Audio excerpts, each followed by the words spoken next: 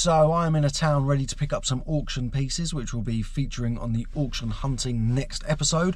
But obviously, when I'm in another town picking up some bits, I can't not go in the charity shops. That just wouldn't be right. So I'm sat outside one now, just waiting for it to open. Heading in there, and fingers crossed, we go and get some more bargains, because that is what I do. I'm a reseller that buys things in charity shops, auctions, car boot sales, Facebook Marketplace, wherever there are items that I believe I can buy and sell online again to make a profit.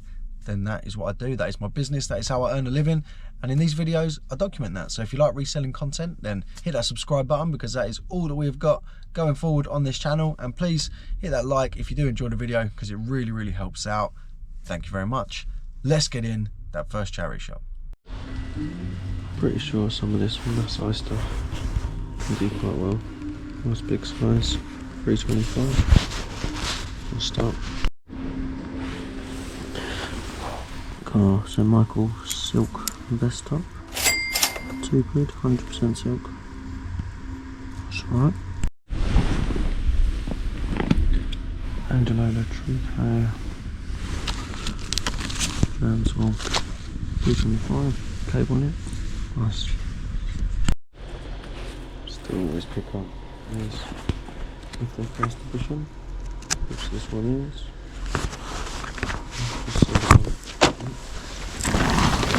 Just sold a bundle recently for $69.99, so get these two, like in a first edition bundle.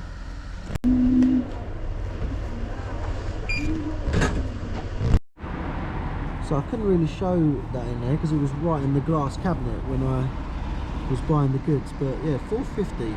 Was it $4.50? I think it's got Japan printing on there. I'm not sure if that'll focus. It's like a little bar set with these swords. But yeah, I mean that's pretty cool. And I think that might be worth some half decent money. So I'm pleased to see that whilst paying.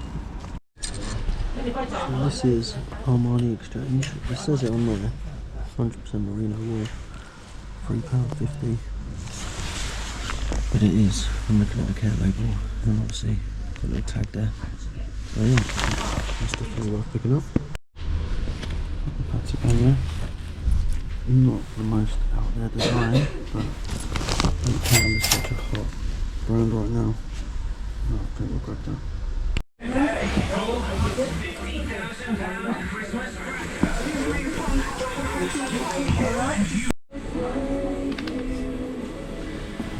I think I'm going to have to give this a go at £10. I don't recognise any of these signatures at the moment, but a bit of research into it for £10. And I can't seem to stop finding folk at the moment. £4.99, nice cotton wood jumper, that'll do well. And this is for my daughter. It is the Top Trumps trash pack. With the smelliness, the ugliness, the grossness, the jam meriting. Yeah, I think she'll find that a good laugh for Christmas. I've been in this town a few times. Never even knew that this shop existed, so I've missed this out every single time. This might have made it worth coming in. John Varvatos, I don't know, never heard of it. Linen shirt, 100% linen, £5.75. Really nice condition. I can go for maybe 20-30 quid by the looks of things. And we'll take that. We've got a pair of Mayors. Now another good thing with these is it's another brand where you can look at the thing. So it's a Mayer Diego, but at $7.50. Not really enough in it there, so I will leave them. Right, I'm back at the car now. Just another quick one from me. Like I say, I'm over to get to the auction to pick up some bits shortly, so I just had a quick whiz around the shops. But yeah, after a bit more research on the old Google Lens of this, I think it's a 2008 shirt, which is where they won the Premier League, so pretty decent year for United. But I can't work out a single one of these signatures, so I think I'm going to ask on Instagram, see if anyone can help out. But yeah, feel free to let me know below if you do know what any of these is. Hopefully I'll have done some finding out by the time this video goes out and be able to give you a bit more info. But yeah, that is me done. Hopefully some nice bits picked up today. And yeah, I shall catch you on the next one. Right, you're not going to catch me on the next one, you're going to catch me now. Back in the garage, because little update on the Man United shirt, so I thought I'd give you that. And yeah, just a few little other bits and pieces, but it is cold at the moment. It is it's quite a long time since I recorded that video actually. It's just been kind of sitting there in the bank, ready to go out. And yeah, we are now a lot colder, so I'm currently, that's about 1 degree. It was 0 degrees earlier. Oh, Rambo. Oh, Rambo. I won't get into Arsenal politics. It's not the best time right now to be an Arsenal fan. Fingers crossed we can turn this corner. But yeah, anyway. The Man United shirt. So I asked on a Man United like memorabilia kind of selling page on Facebook. Well, actually, go back. Rewind to... There she is. Rewind back to the day on Instagram. I popped it on Instagram, asked if anyone had any opinions on the signatures, and I got a lot of response, so thank you very much to anybody that was on there that may also watch these videos, because we got the likes of Rooney, Rio Ferdinand, Paul Scholes, one of them was Berbatov, can't remember which one was Berbatov, I think John O'Shea was somewhere. So yeah, we came up with a few names that, you know, and when I checked them out as well, they seem to match. So then I asked on a Man United forum on Facebook, like a selling page type thing, what they thought and, you know, what kind of value there was to it. And a few people said it was fake. So one person in particular was like an autograph like seller. And he sold loads of shirts, so he was kind of saying, and then another person was saying all you got to do is look at like Rooney's signature, that's not how he signs it.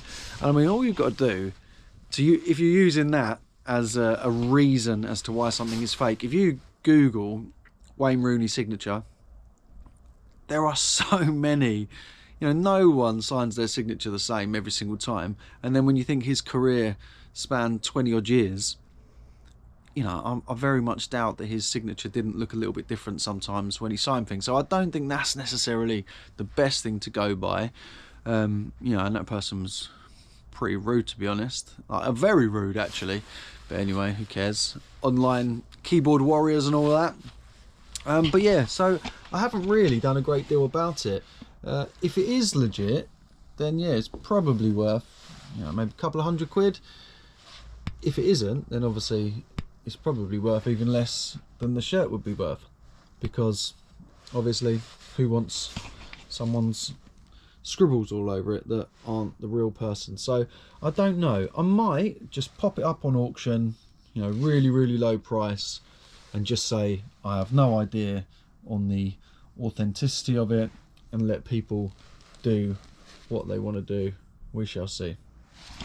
But the good news is, because I haven't released this video for a little while after recording it, I'm pretty sure quite a few of the items have sold. So you will have seen, hopefully, a few dings and screenshots of what those items sold for, because, yeah, a few of them went out. I think the Varvatos shirt was about the only one that I was hoping to maybe get a little bit more for. Didn't quite go. I think that was like $17.99. That was only actually yesterday that sold. But yeah, the Patagonia fleece went really quickly. That Marks & Spencer silk vest that only cost me £2, that went. The Folk jumper. They're such a good brand to look out for, Folk. The stuff sells very quickly. Quality gear. But yeah, got some bits here that I picked up from auction. From car boot sale, sorry. Cool little lamp here. I didn't get footage from this car boot sale, but yeah, I paid £3 for this. Quite nice. I paid £8 for this Sony Handycam. Nice one there. I haven't actually got it up yet. He said it was working. It's got the old plug-in things that you can plug it in and all of that shenanigans. We've got some Air Force Ones. They were £4. Got some clothing here. Got some cool cushions. Yeah, a few little bits. It's actually quite a small car boot sale, considering it was the first one of the year. I thought it might be a bit bigger, but it wasn't. And you know, they're only going to get busier as the weather gets a bit nicer and it's not so freezing. Yeah, so the other thing I just wanted to mention was I got a comment on my last video, and again I put something on Instagram last night in regards, obviously my last video was saying that I'm going full-time as a reseller, and the comment was along the lines of, you know, I'm seeing loads of people going full-time, be careful, I can see this year being tough, and things like that. But yeah, there's just there's so many obviously ways to look at things, you know, and the flip side is that, yeah, the year is probably going to be tough. People's purse strings are going to be tight, as people say.